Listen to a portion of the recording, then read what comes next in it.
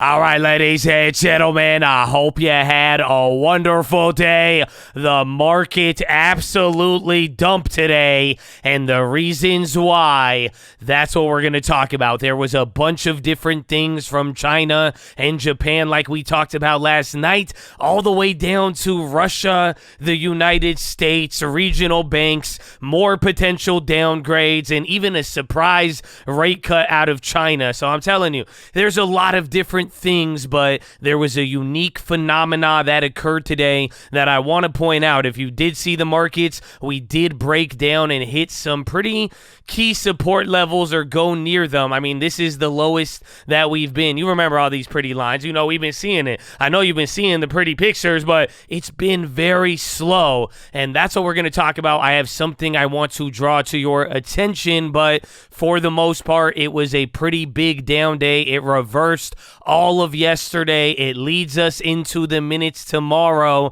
and it's kind of getting things hyped up ahead of Powell. But just remember, the bond market, and even today, the bond market as well as a couple of currencies, they were hitting new highs in this recent cycle, and until Powell changes up this script, I don't think that's going to change. So, like I said, we got a ton of things to talk about. I have all of that. I got the plays for you. I got the keys, all the good stuff. What I need from you is a thumbs up on the video, por favor. Make sure you are subscribed, and if you don't know, we are live Monday through Friday, 30 minutes before open, youtube.com/the stock market. We will see you there in the morning. But as far as where to start, I mean, I think looking at a chart would be helpful, but we really have to go through the headlines because it was just all throughout the day. Or maybe before I go over the headlines, this is something I should tell you, is that yes, there was a lot of things going on today. The bond yields, both in the United Kingdom and the United States, they hit a new high, like I was just saying there. But the thing that I want you to notice, like bonds, the 10-year, it moved just under 0.25%, still a pretty big amount. Go look at the dollar, it moved under 0.1%, and then go look at the S&P, the NASDAQ, everything moved 1%. The phenomena that I was referring to and what we've been bringing up is that over the last couple of weeks, you've watched bonds react more than equities, and sometimes the equities were just in their own world. Today, it was the equities reacting. So I'm about to go over all of these different things that happened, but just keep in mind, I wouldn't really say it was like one news event, and it wasn't like we were reacting and playing the news. It was just overall the theme and kind of the trend we've been on. And the other cherry on top to add to this is that there are some names that are still stable. So even though we've been watching the S&P drop for a while, your mega caps are still up. So this little pullback here, if you pull up the daily on a couple of different names like Netflix, they haven't really moved. If you go to something like Google, they're still up at the high. Amazon, they came down a little bit, but again, they were at the high. Do I have to mention young Nvidia? They dropped, but like, dude, this is very, very stable. What you've been seeing here is a lot of the names that have been drilling. Some names have gone from up to giving back all of their gains. A lot of these in-between names like Spotify, there's a lot of names. Most of the NASDAQ 100 got absolutely murdered. So what I mean by the market dumping today, it wasn't your big cap names. I don't know if the rebalance had an impact on that, but it was a lot of everything, even value names. Again, even from some of the good earnings, you saw this happen here today. So it wasn't necessarily everything, but I do believe that the percentage of names on the S&P that were up today was like less than 10% of the names. But just in general, I'm speaking of these last couple of weeks, a lot of names have sold off and they've gone down a lot, especially during and post earnings. But some of these big names that have held the market up, they have not reacted yet. And like I said, you saw way more action in equities than bond and currency land today, and that's because there was a lot more action in bonds and currency leading up into all of this. So that's the quick phenomenon. Now, what happened? It starts with the morning. China, we talked about that yesterday. All of their data ended up missing. They even announced that they will no longer start putting out the data on youth unemployment, so they're going to be hiding that data, and then they surprised the market by saying we're also cutting cutting their one-year rates. Now, not too many people thought that was going to happen. It caused a little bit good of a reaction, but it all kind of turned sour. The data wasn't good. They're stimulating just a little bit, and the fact that they're stimulating kind of confirms the problem as well. So we're going to keep our eyes out for that. It did not help out the yuan or anything like that, but that was some of your negative news in the morning. Japan, their GDP data came in double expectations, so they were better than expected. However, if you go watch the yen, you would think that would move the yen. Yen was green for a little bit on the day, then ended up selling off. But the thing about the data in Japan, even though their exports were very strong, that internal domestic spending, it wasn't that strong. That's what they want to see for them to be able to keep tightening and get that inflation and have that justification. It didn't really show up there, but exports are killing it. So Japan was kind of good and bad at the same time. Generally good because it did not show any signs of a recession, and with China doing bad and Japan coming in double expectations, that was at least kind of an olive branch on the day, but we had that. Then we had U.S. retail sales. They came in and smashed expectations. The only thing that was bad, again, the number and the month-over-month numbers, all of that stuff was good. The thing that was bad about it was that import prices and export prices, they surged. So as economic activities picking up, so are prices. I even think we heard from the Atlanta, the Fed now, the GDP forecast came in at like 5%. But then again, you look at the data, if that correlates with prices, that might start to freak some people out. Again, the whole inflation reaccelerating thing. So that was another big thing on the day. And then finally, this was the last thing, and also in the morning, and it just shows some of the craziness of the day. It was Fitch, the ones who just downgraded the United States credit rating. They came out today and said, yeah, we don't like the banks, and we might actually downgrade the banks. Just a week ago, it was Moody's who downgraded the banks. Fitch is the one who downgraded the credit rating, and now they're coming back for round two, going after the banks. I think Moody's, though, or Fitch, one of them today, though, they said they like the whole CHIPS Act and all of the ESG for manufacturing. They said that was bullish. So interesting, but that was big. It had an effect on the banks. And now if you look at the charts, regionals, financials, it's getting interesting. Honestly, this is going to be one of the plays when we talk about it, but how it develops from here could get very interesting. But now we've gotten back to back. Remember last week, you even heard about the downgrade. It's not like it killed the regionals or anything. They didn't actually get the downgrade, or I think only a few of them did. So in this case, I'm sure Fitch is probably leading into it, but if we keep watching the financials deteriorate, just watch out, because it's kind of getting back to that whole SVB level, and it's kind of saying maybe we haven't escaped all of the drama, and maybe just Apple and Nvidia and everything else is up. Again, it's wild. But Chad, that was the day. I'm sure tomorrow in the minutes, that's all we're going to have. I'm not expecting much. I do want to get into the plays, but the last thing I will tell you about the minutes, I wasn't expecting anything from the last minutes, and what ended up happening, the market moved a ton intraday, and then it came back to like right where we opened. So maybe that's a possibility. Otherwise, I'm punting. I don't think there's anything on it. I'm waiting even till next week. I was even saying I don't know what to expect from this week. We hit a new low. I wasn't expecting much. We had a decent calendar, but we'll see where we end up, and even after the end of everything. But next week especially, that's where it gets good. But maybe the bond yields and everything else in the meantime, they get in the way. And oh wait, I didn't even tell you, man, Russia too, they raised rates too, man. There was a lot of stuff, but let us get into the plays. So I don't think I'm not even allowed to talk about Russia. They're gonna sanction me or something. So as far as the plays, I got a couple of different ones that I'm looking at, and I might as well start with it. KRE.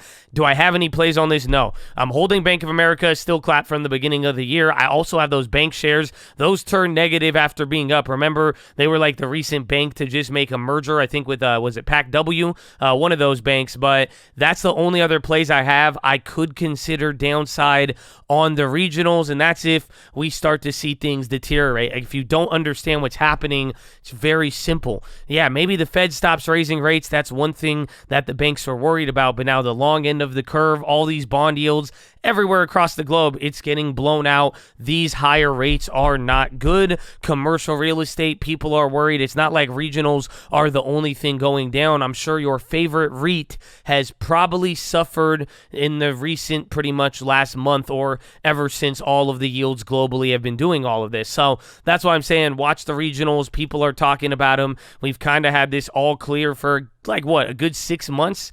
Okay, 3 months. It just felt like a long time. I guess it was 3 months of dropping, 3 months of all clear, maybe 3 months of stagnation, and then we get the end of the story. But I would keep this on watch. Like I said, no plays, but in the grand scope of the financials, banks, interest rates, everything going on, I definitely think this has some importance. I didn't mean to take it out on my desk either, but yeah, that's play number one. Watch out for KRE, regionals, XLF, any of the banks. I would definitely keep my eyes out for that. Then play number two. This was the play that I made today. It is not Tesla.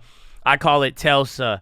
It's Tiziana Life Sciences. Now, hype play, low liquidity. Again, we've gotten a couple of these. They've ended up well. Sometimes I've cut early. Sometimes they've ran. I've been clapped on a couple of them, and that's what you got to watch out, because if these don't get movement, even if you look at this chart, I do not feel safe about this. I only went in with $1,000. I grabbed 1,000 shares, I think at like 92 cents or something like that. So I'm even down like $100. It was a little lower on the day, but pretty much they had FDA data, I think. I don't want to butcher it. This is the morning report that we go. Again, these are the pre-market movers. We cover these in the morning. That's how I found it. And they had a FDA IND clearance of intranasal flamorabab for Alzheimer's disease. So intranasal, all I saw was Alzheimer's, FDA approval. There was hype. You even had some Sava headlines yesterday. I thought it could move even after hitting the TLSA and the Biotechs. We were just talking about it. Didn't risk too much. So going to keep my eyes out for this.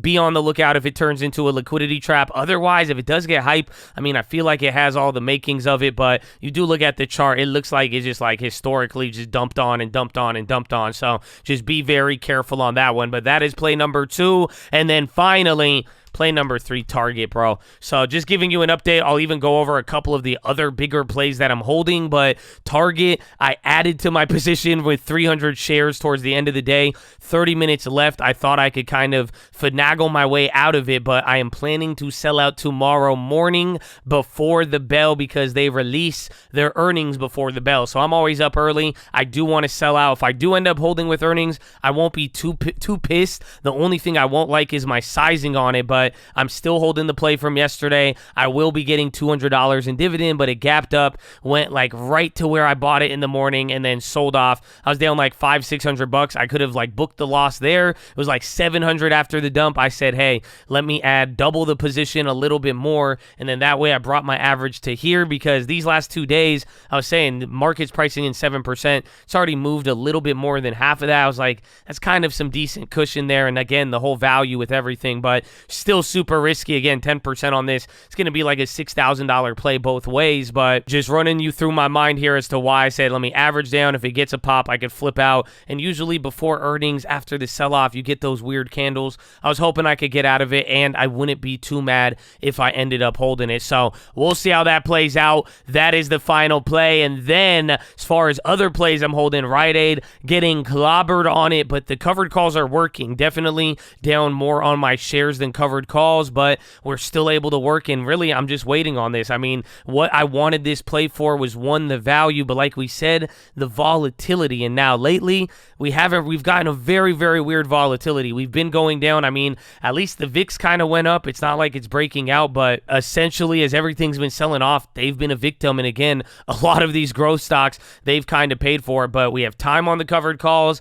I'm in on the shares. I'm going to be patient with this, and I want to see where it plays out, but still holding that. Not planning on buying any more soon, but I do have another purchase waiting if need be. But then MPW, this one we've talked about, and remember, like I said, I was going for one of those flips there after earnings. I didn't think it was that bad. Then they got two massive, like 3 bad downgrades in a row. 2 analysts saying potential dividend cut. We still haven't had the dividend declared, even though that is normal towards their schedule. I got one more buy left in me. I ended up missing it at the other price. Kind of worked in my favor, so I am waiting here, but pretty much I'm ready to go on either the long term or the flips, kind of letting everything cool out. And like I said here at the beginning, with regional banks and all of this, there's a bunch of other stuff related to that. So kind of waiting here in the next couple of weeks. I'm more ready to average down on MPW than not, but I'm down on both of these plays, still holding, and I do think they will have time. But remember what we said with MPW, why I'm even being patient with this one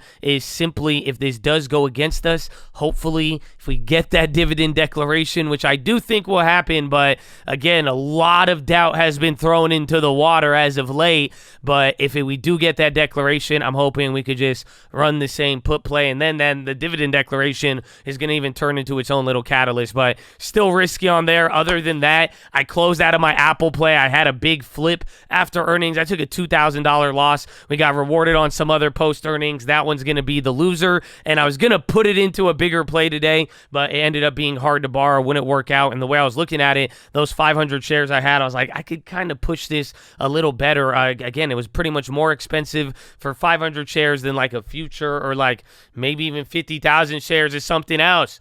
I don't know, man. I don't know, but that's all I did. I even closed out the doc, and I think that was it. I don't know if we took profits on anything else. Not really. That's what we did yesterday. Now, coming into tomorrow, we'll take the minutes, the middle of the week, and see where we end as we arrive into the week of POW. And I keep talking ahead and ahead and ahead, so I hope you're ready. But that is your watch list, ladies and gentlemen. Make sure hydrate healthy, ready to go. Make sure post your watch list. Make sure we see you there in the morning. I need the harbor on. I need the helmet shining. I need you to remember the kingdom. That's it. Just principles of the kingdom. You are not living by, you are not pursuing a destination that is invisible. Even the kingdom of self-improvement, the kingdom of the long term, I hope you have principles of the kingdom, the citizenship. And I could go deep into this. I'm just saying, what's the culture? Is there something you're going to? Yes, it's real. Oh my gosh, I hope they feel me. But Chad, you ready? You're ready. That's it. I'm not just saying you ready. They told me you were ready. They told me that you were told, that you've been told, and that you know you've been told, and now you understand and comprehend that you're ready. Huh? That's it. That's it. I'll leave it there. I don't know if that was awkward enough. It should be motivational because it's true. You're ready. So that's it. But Chad, I love you, and God bless you all, and have a wonderful evening, and then that's it. We're out. That's good. I think I did good. I think we brought the energy. I think, should I review myself? Maybe after I edit it, I can review myself. I've never reviewed myself in that way. Should I make a diss track? Yo, everybody in the comment section, put your mother in lights up and follow me. Yo, nobody stand tough. Notice that this Josh, his face is not looking up. Oh, this free world got you gassed up. Now, who's afraid of the big bad pal? 1, 2, 3 into the 4. 1 hike, 2 hike, 3 hike, 4. Okay, this is, all right. The horn.